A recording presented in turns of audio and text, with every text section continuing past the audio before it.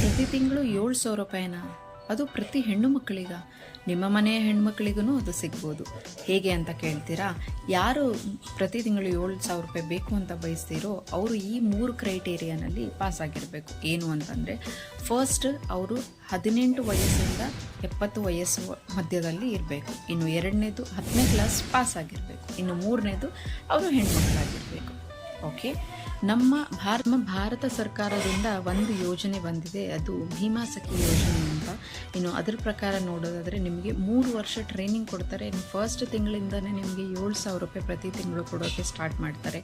3 ವರ್ಷ ಆದಮೇಲೆ ನೀವು ಅದರಲ್ಲಿ ಸೆಲೆಕ್ಟ್ ಆದರೆ LIC ಆಫೀಸಲ್ಲಿ ನಿಮಗೆ ಪರ್ಮನೆಂಟಾಗಿ ಜಾಬ್ ಕೂಡ ಸಿಗುತ್ತೆ.